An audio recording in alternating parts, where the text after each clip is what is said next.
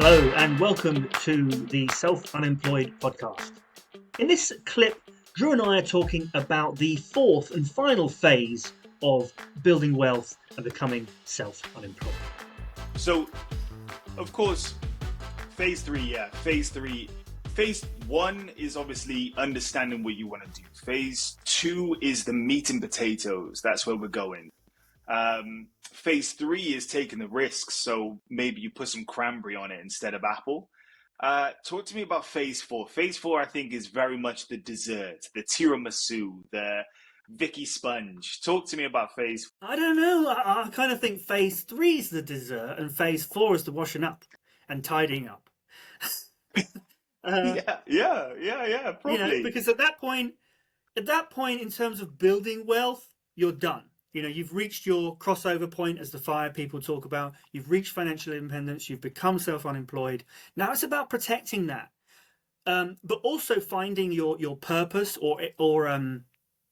presumably you'll have already found your purpose, the things you want to do. You'll have projects where you want to make an impact in people's lives. This is about just scaling that up and doing more of that, so that you're not just sitting at home watching TV, because that would be a terrible way to. You work all your life to achieve financial independence and then just waste it withering away on a sofa. That's not what this is all about. This is about having a really developing and building and finding a much higher purpose, and being able to have an impact on more people's lives. Yeah, brilliant. Okay, so talk to me about that. So let's deep dive phase four a little bit and what it really means to be in phase four, because of course phase three is the risk taking, the education, assuming, and for the people watching, assuming that phase four means you're done. If not, expand on that for us a little bit. Well, look, I'm not in phase four, and I don't know many people who are. So this is purely theoretical from my point of view. But this is kind of like what I'm planning to do in the future. Phase one, phase two are sort of, for me, I've been through that. Phase three, I'm in that now. Phase four is more like I'm trying to plan what I'm going to do. But so we've talked about debt, but one thing to realize is there's good debt and there's bad debt. Now, things like credit cards that have a really high interest rate, 20% plus, this is all bad debt. But also, it's not just about how much the interest rate is, it's about what you use the money for. If you're using money, if you're putting going on holiday and putting that cost on a credit card, that is bad debt, because you've got nothing to show for it after you come back from holiday apart from some memories. Not that there's anything wrong with that, but it's bad debt. And good debt is things where you borrow some money to invest it, and then with the expectation that the return on that investment is going to be higher than the cost of the investing. So something like a mortgage, or if you're borrowing money to start a business, although that's a bit more risky, that sort of thing could be classified as good debt. So when you get to stage four, you may have a lot of good debt, which you might want to pay down, because even good debt can be risky if things change. I mean, we saw, in this country, we've had a sharp rise in interest rates over the last couple of years. If you have good debt, it can sort of become bad debt if in that situation. And I think there's a lot of landlords and things who are in that situation where their business model doesn't work anymore because they're over leveraged. So reducing that leverage is a way of securing your situation. It's going to, you would reduce your potential for growth, but you would increase your safety. Does that make sense? Yeah, absolutely. And especially when it comes to over leverage, especially speaking to landlords, we don't know what the government might do tomorrow. And so when you look at a bunch of landlords, especially who were probably deep into phase four with multiple properties that, go into their tens and hundreds, who were doing absolutely great. And we could even go back to 2008. Up until then, those landlords were living their best lives, having a great time, traveling the world. 2008 crisis happened. a lot of people got caught short. And even if you go back to Section 21 being introduced, again, a lot of landlords, you could have had 100 properties and thinking everything's going well, paying interest only, and boom, Section 21 comes out, and suddenly you can't claim any expenses. And so, yeah, I'm fully in agreement with you that even if you're only slowly paying it down, maybe some mortgage overpayments, um, yeah, I'm fully behind. Yeah, I just want to quickly say thank you so much for watching or listening. If you are watching on YouTube, give us a thumbs up and a subscribe and all that, and subscribe to the podcast, leave us a review. All those things are super useful. But if you like what you're hearing and you'd like to become self unemployed yourself, then I'd really like to build a community. And the way that I'm doing that is I've got a free mailing list that you can join. And when we record these episodes, they're going to be put out as live streams. So you'll get to see a little bit behind the scenes. You'll get to see the episodes before they go out on the main channel and on the podcast. And you'll get to interact with us as we're recording. So if that sounds like something you'd enjoy, head on over to the website, links in the description. And I look forward to chatting with you as we record future episodes. So that's one thing, paying down debt, reducing leverage. And the other thing you do is you could even sell some of your portfolio or estates, whatever it is, off a bit to do that. So it's about optimizing, focusing on safety rather than growth. But at this stage, you also got to think about what you're going to do with your time. How are you going to contribute to the world? Because we need that, and really, that's something we'll think about from the beginning, really. I mean, some people might leave it till later, and like I said, a lot of people don't think about it, and they end up getting depressed when they retire because they got nothing to do.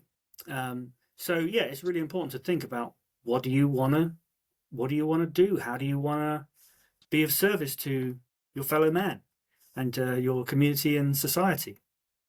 Have you thought much about that kind of thing? Yeah, I have, absolutely. I think philanthropy is something that's super important, but I think it could even start earlier. And I guess this is not a shameless plug, but I've started working with a company called the Social Housing Group, and they invest and make money by helping people. And that's something that I think is something that we could all do even in the earlier stages. I mean, these guys have been going for a long time.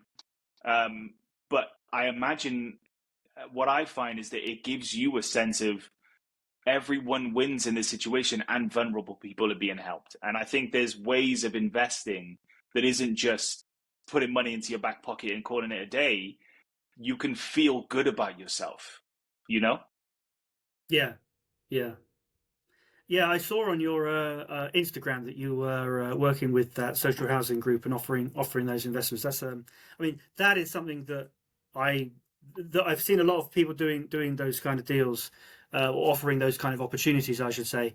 And yeah, that's definitely the kind of thing I'd like to do, because there's people packaging deals where essentially there's a company in the background doing a sort of rent to rent strategy where, or maybe a kind of buy to let, but working with social housing providers.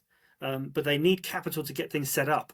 So they've packaged an investment product together that offers essentially quite high interest on a loan. And I think that they are very interesting. I'm looking into that sort of thing. Yeah, But and I think, yeah, by the way, yeah, as well, it ticks boxes for you emotionally because, you know, especially from the outside perspective and especially in property, I think landlords, investors, and stuff have a bad rep. And they just think, oh, yes, they're buying up all the houses and causing problems and stuff like that. And then you have companies like the Social Housing Group that take these derelict, rundown buildings, take investor money to renovate them, and then put vulnerable people and families into these properties. And I think there's nothing anyone could say that would say, "Oh, that's bad," what landlords and do stuff like that. It's like, no, that's like that building would just be derelict. That building would just be empty had a company like this not come along and try to make a difference. In the same time, the landlord gets paid, the investor gets paid, the company gets paid, the social housing company that supports it gets paid, obviously, by the government. And so, in that sense, you tick a lot of boxes. And I think there's a way to invest that is you can give back early or give back whenever you're ready. And I think giving back, for me personally, based on my personal background, giving back is super important, I think. Yeah, absolutely. Otherwise, you get depressed. You have no purpose in your life if you're not being valuable to society. That's the bottom line. The more valuable you strive to be, the better you will feel, the more healthy you'll feel, and the more valuable you will be, and people will treat you better. Yeah, so it's super, super, super important. Now we'll get back to a lot of that stuff you were talking about, landlords and how we get a bad rep or a bad rep. I don't know. Yeah, we'll get back to that when we talk a little bit more about what we do. Yeah, but first, so yeah, as we've gone through all of those phases, I should say it's not like you end one and then start the next, and then you move on to the next and the next. I think it's more like you keep doing all the ones that are behind you. Even when you're in phase 4, you're still looking back at phase 1, making sure you're not building up too much credit card debt, making sure you're not subscribed to too many streaming services or gym memberships you don't use. You still need to audit and have a good relationship with money. You still need to be doing that investing.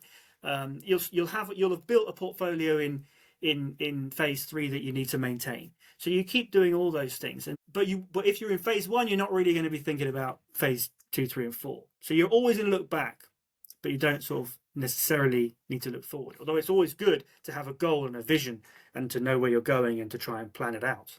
It's like climbing a mountain.